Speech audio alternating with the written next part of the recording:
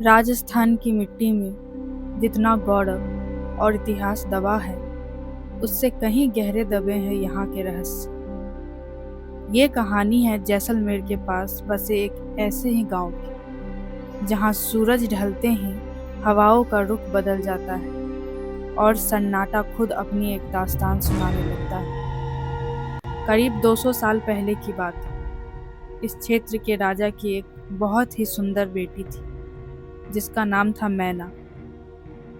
मैना जितनी सुंदर थी, उतनी ही क्रूर। उसे अपनी खूबसूरती पर इतना घमंड था कि उसे अपने से ज्यादा सुंदर कोई बर्दाश्त नहीं था। अगर उसे अपने से सुंदर कोई दिख जाती, तो उसे वह तंत्र मंत्र द्वारा तरपा तरपा कर मार डालती। एक दिन राजपुरोहित अपनी बेटी मोहिनी के साथ राजमहल आए। मोहिनी की सादगी और खूबसूरती देख राजकुमारी मैना ईर्ष्या की आग में जल उठी। उसी जलन में अंधे होकर उसने मोहिनी के ऊपर काला जादू किया, जिससे उसने खुद को आग के हवाले कर दिया। जब पंडित जी को राजकुमारी द्वारा काला जादू करने की बात पता चली, तो उन्होंने भरी सभा में राजकुमारी को श्राप दिया, जिस सुंदरता पर तुझे इतना नाज है, वही तेरी बर्बादी का कारण बनेगी। तू आज इसी वक्त कुरूप हो जाएगी और मरकर भी तेरी आत्मा को कभी मुक्ति नहीं मिलेगी। पंडित हरिनाथ का श्राप पत्थर की लकीर साबित हुआ। अगले ही दिन राजकुमारी मैना जब सोकर उठी, तो उसके चीखने की आवाज पूरे महल में गूंज उठी। जिस चेहरे को वो घंटों आईने में निहारा करती थी, वो अब काला पड़ने लगा था, जैसे किसी ने उसे जिंदा जला दिया हो। राजा ने बड़े से बड़े हकीम और तांत्रिक बुलाए, लेकिन श्राप का कोई इलाज नहीं था। राजकुमारी पागल हो गई। वह हर उस आईने को तोड़ देती जिसमें उसे अपनी सूरत दिखती। उसे लगने लगा कि गांव की हर लड़की उसे देखकर हंस रही है। अपनी कुरूपता से तंग आकर एक रात राजकुमारी कुएं पर गई और उसने चीखते हुए कहा, अगर मैं खूबसूरत नहीं रह सकती, तो इस गांव की कोई भी लड़की खुश नहीं रहेगी। और उसने उस गहरे कुएं में छलांग लगा दी। गांव वालों को लगा कि उस राजकुमारी के मरने के बाद अब उसकी क्रूरता भी खत्म हो गई, लेकिन असली खौफ तो अब शुरू हुआ था। उसकी मौत के ठीक 13 दिन बाद से गांव में लोग गायब होने लग गए। धीरे धीरे ये घटनाएं और बढ़ने लग गई। इससे परेशान होकर राजा ने उसी पुरोहित को फिर से बुलाया।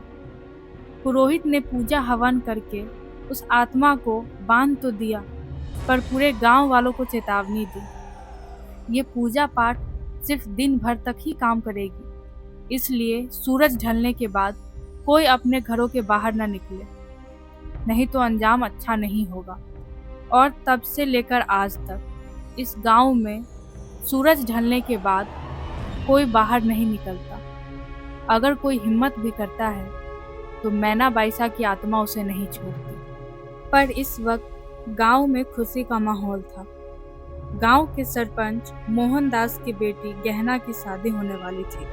शादी में शामिल होने के लिए गहना की सबसे अच्छी दोस्त सिमरन दिल्ली से आई हुई थी।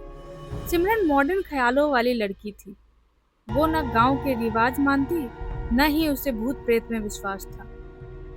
उसे ये सब मात्र एक दकियानुसी कहानी लगती। इसलिए गहना के मना करने के बाद भी जब सब लोग शादी की रस्मों में लगे हुए थे, वो पीछे के दरवाजे से रात को घर के बाहर निकल गई। वो बाहर जाके इंतजार करने लग गई। कुछ देर तक तो सब ठीक था, लेकिन अचानक सिमरन को लगा जैसे कोई उसके पीछे खड़ा हो। जैसे ही वह पीछे मुड़ी, किसी ने उसका पैर जोर से खींचा और वो धम से जमीन पर गिर पड़ी। कोई उसका पैर खींचते हुए कुएं के तरफ ले जा रहा था। वो मदद के लिए जोर जोर से चिल्लाने लगी।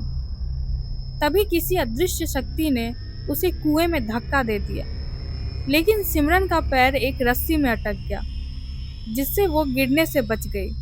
तभी सिमरन की नज़र कुएं के पानी में बन रही आकृति पर पड़ी, जिसे देखकर वह थर थर कांपने लगी। आकृति में साफ साफ सिमरन के पीछे एक औरत दिखाई दे रही थी जो राजस्थानी पोशाक पहने हुए थी, लेकिन उसका चेहरा जला हुआ था। सिमरन को ये सब सपने जैसा लग रहा था। वो आकृति धीरे धीरे उसके पास आ रही थी। तभी उसने पूरी हिम्मत के साथ रस्सी को पैर से छुड़ाकर घर की तरफ भागने लगी। घर के लोगों को सिमरन की चीखें सुनाई दी। जैसे ही उन लोगों ने घर का दरवाजा खोला तो देखा सिमरन जमीन से करीब 2-3 फीट ऊपर हवा में लटक रही है और उसके पीछे वही औरत खड़ी मुस्कुरा रही है। आज गांव वालों ने साक्षात उसे सामने देखा है। वो कोई और नहीं, मैना बाईसा थी। सब लोग हक्का बक्का रह गए। किसी को उपाय नहीं सूझ रहा था कि सिमरन की जान कैसे बचाए। तभी गहना को कुछ सूझा और वो जल्दी से पूजा के कमरे में गई और गंगाजल ले आई। गंगाजल को उसने सिमरन के ऊपर छिड़क दिया। सिमरन धम से जमीन पर आ गिरी। गहना और उसके पिता ने जल्दी से सिमरन को खींचकर घर के अंदर ले आए और दरवाजा बंद कर दिया। काफी देर तक उस औरत के गुर्राने की आवाज आती रही, पर कुछ देर बाद सब शांत हो गया। इस घटना को बीते आज 1 साल हो गया, लेकिन सिमरन अभी तक उस हादसे को भूल नहीं पाई। अब उसे यकीन हो गया कि कुछ कहानी केवल सुनाने के लिए नहीं बनाई जाती, वो सच भी हो सकते हैं। लेकिन अभी भी उस गांव में शाम होने के बाद लोग घर के बाहर नहीं निकलते। उस गांव में अब भी मैना बाईसा की आत्मा भटक रही है। आपको क्या लगता है, सिमरन बच गई इसलिए कहानी खत्म हो गई? मैना बाईसा आज भी उस पुराने कुएं के पास इंतजार कर रही है, लेकिन अब वो सिमरन को नहीं ढूंढ रही। हो सकता है उसका अगला शिकार आप हो।